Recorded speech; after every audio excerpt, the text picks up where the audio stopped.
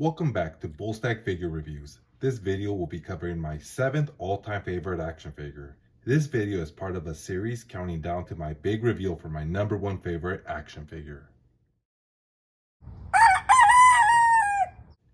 In my last 3 videos, I revealed that my 10th, 9th, and 8th favorite action figure are Special Edition, Series 7, Spawn 3, Marvel Select, Disney Exclusive Carnage, and Storm's Collectible Street Fighter II The Final Challenger Zangief in that order. In those videos, I also covered in detail the logic behind their ranking. I also made a video for some honorable mentions that barely didn't make my top 10, so if you haven't checked those out, please be sure to do so. And with that, I now present you my choice for 7th best action figure. And it goes to none other than McFarlane Gold Label Azrael Suit of Sorrows. And I absolutely love this figure. The sculpt is amazing and the paint job is on point. The color scheme chosen here is eye-catching and sleek. I enjoy the Templar character and design, and especially figures with this type of cape. I just love frills. This cape reminds me of the old hot cape from DC Universe Classics Wave 20 Figure 1. This is also a repaint of an earlier release of Azrael Batman Curse of the White Knight.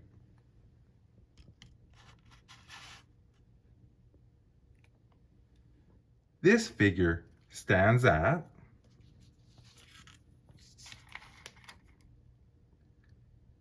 just a little over 7 inches tall from his boots all the way to his hood.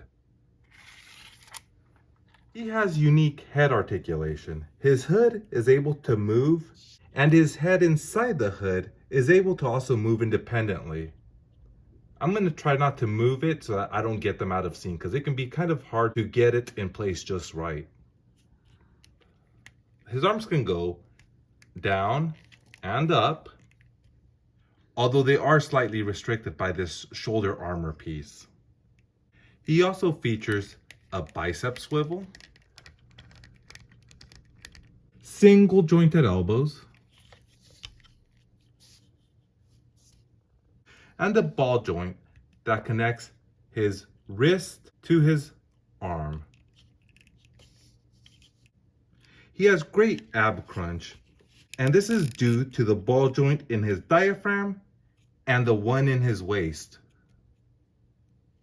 His legs can go up and down and in and out. There is no thigh cut, but he does have some slight swivel. Actually, it has pretty good swivel.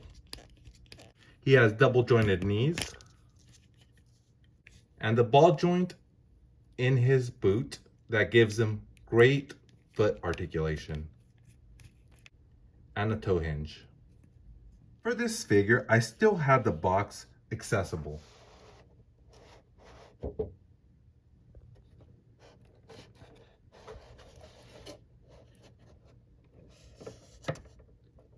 He originally came with his collectible trading card,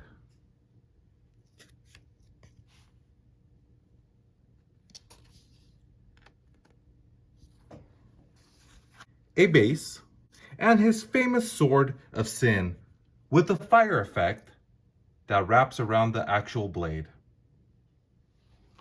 John Paul Valley, the character, has always been intriguing to me. He is a religious vigilante and assassin created by the Order of St. Dumas, a secretive religious organization seeking to restore justice to Gotham City. He has always been portrayed possessing the suit of armor. This armor grants John Paul Valley with various special abilities. With everything considered, I wish this action figure could be higher in my list because I love mostly everything about him. But the competition for the rest of the available spots is stiff.